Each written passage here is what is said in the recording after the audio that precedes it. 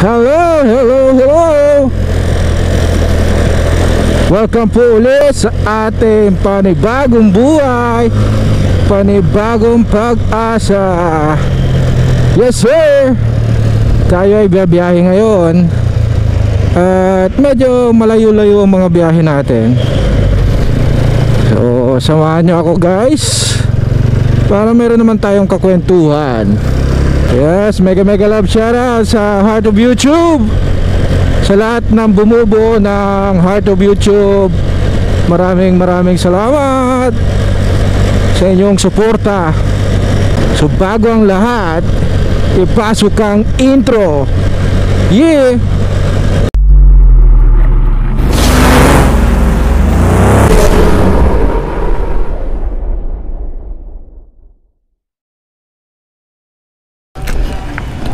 Alright guys, so ito na nga pala yung ating ibiyahe for today.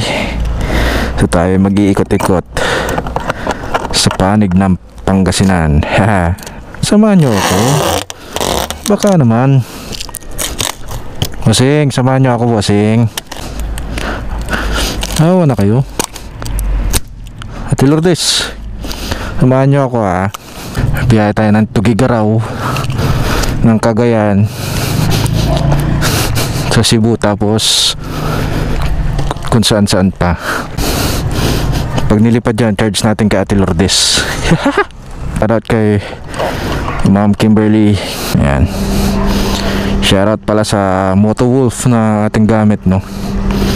At napakatibay. Tagal-tagal na yan sa akin at hindi tayo binigo. Magdaleno Lazada dito na.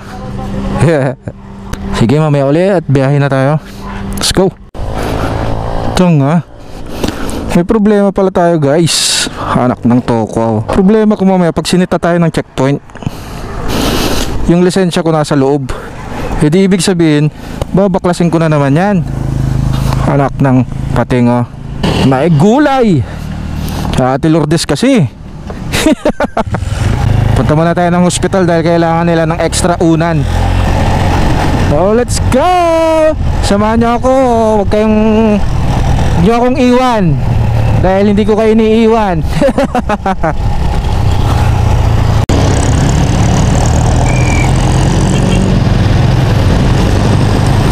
Ay, buti na lang kakaunti ang tao. Walang lilim pero dito na lang tayo.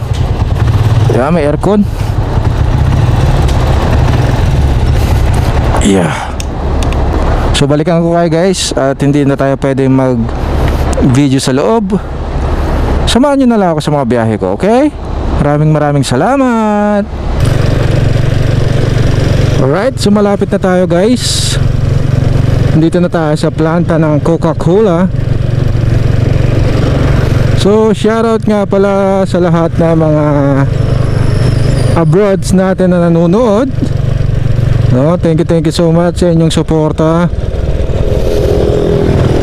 Malaking tulong po ito para sa akin. At syempre, malay natin balang araw matulungan ko rin yung mga yung pamilya ko, no. At sana sila to, no. Kung hindi ako nagkakamali, sila to Yan. Yeah. Okay na siya. Ito na po. Thank you. Thank you. Bigyan na natin yun. Pwede na natin ibaba ito. At tayo biyahe ng medyo malayo. Alright, pagas muna tayo.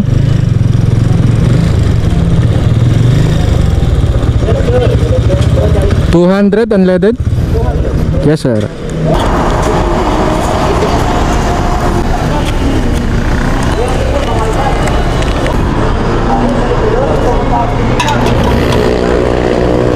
Thank you.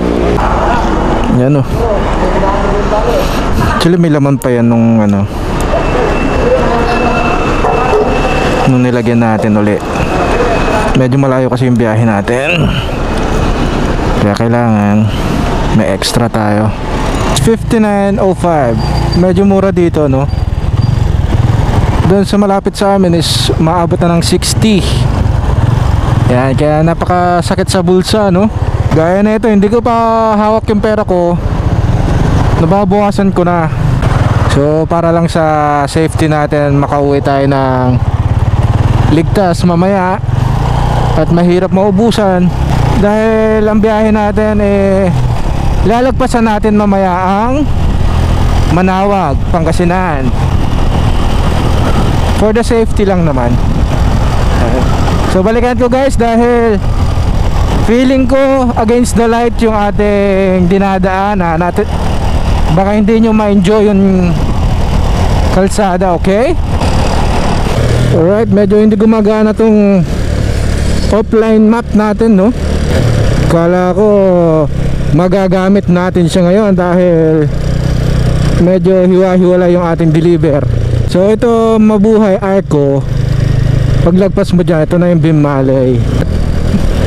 Gagamitin ko na lang ang ating instinct para mahanap siya. So babalitaan ko kayo mamaya guys kung paano natin gagawin ang aking instinct. Let's go!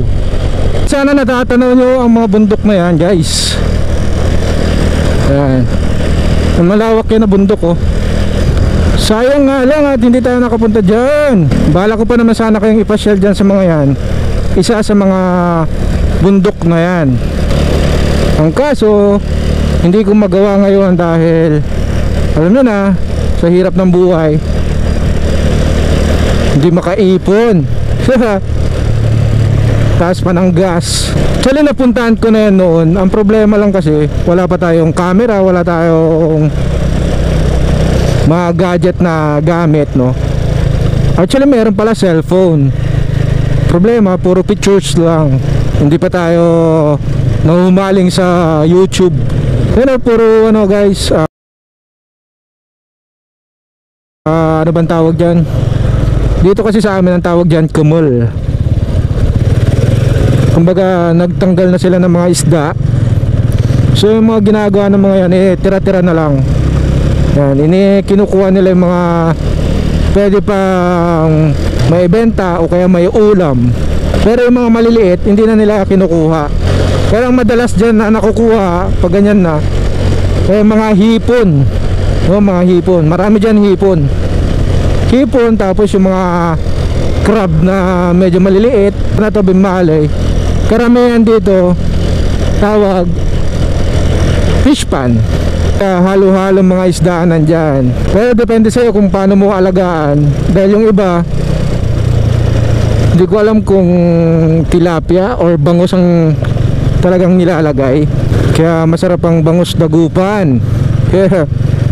Try nyo guys. Sigurado abutin tayo ng gabi. Dahil malayo yung isa natin, no? Kaya samahan nyo lang ako. Bossing Atina, samahan nyo ako. Ang bayan ng Bimali, isa ito sa hindi ko makakalimutang lugar. Marami akong alaala dito. Hey, saan lakad nyo guys? Alam ko nasa dagat sa mga yan. Pupunta sila sa dagat. Ito yung lumang simbahan guys, oh. Right, so magmula dito ay kailangan na natin gamitin ang ating instinct. Kasi hindi ko maalala yung sinasabi ni Ma'am Kimberly kung napuntahan ko na to, itong lugar na to. Napuntahan ko na siya pero hindi ko alam kung saan tumantupot? Ina dyan may Caloocan Sur. Ay, huwag na nini. Polad Dayat. Hindi. Ulit pumiyawa. Direksyon ka saan, Caloocan Sur. Ay, dyan Basel ya, Ken. Ante po, tiraman. Thank you. Grabe, ulyanin na talaga ako guys. Damn, ganun na ba tayo katanda? Ang lugar na to. Yan, isa sa mga lumang simbahan dito. Bossing, mga bossing. Medyo malikot lang kasi itong camera natin, no? Alright, ito na pala yung ating hinahanap, ang Caloocan Sur. Yeah. So kailangan natin magmadali dahil malayo pa yung isang lugar na paghahatidan natin ng unan, mga 1 oras din siguro ang biyahe. Kailangan ko lang iksian talaga tong ating video para maabot natin hanggang dulo. Let's go. Sana ito na yon, Ma'am Kim. Parang hindi ko maalala tong lugar na to. Puntahan ko na ba talaga to, Ma'am Kim? Naku, may aso. Tao po. Saan yung bahay ni Eliza Marie?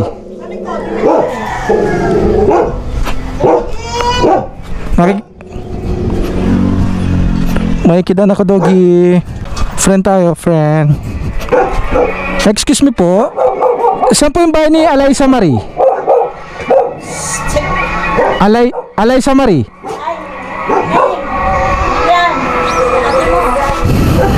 May order po kasing unan.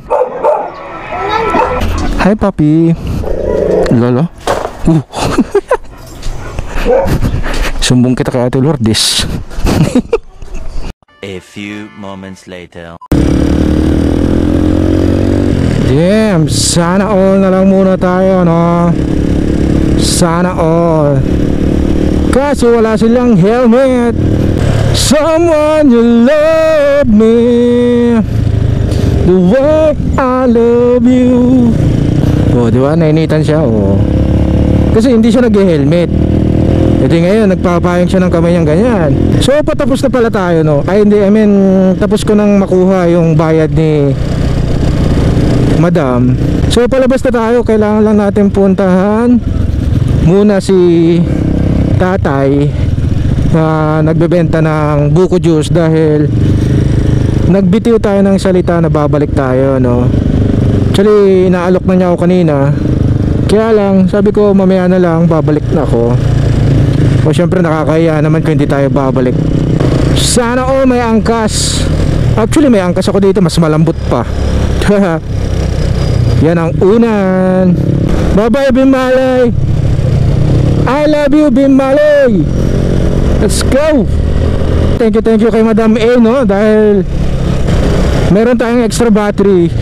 So kung wala itong binigay mo Madam A, siguradong hindi ko na nakuha na itong mga bagay na ito. Right, medyo malapit na ata tayo kay tatay. Ayun, nakita ko na siya. Right, sana siya to,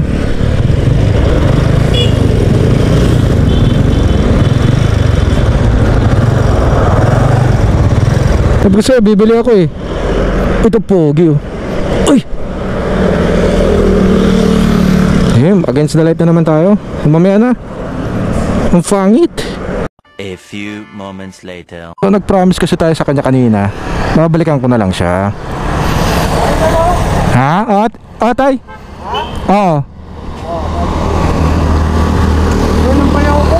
Doon nakatira yung bayaw ko. Hindi ko kasi maalala yung lugar. Oo. Doon ang bayaw ko.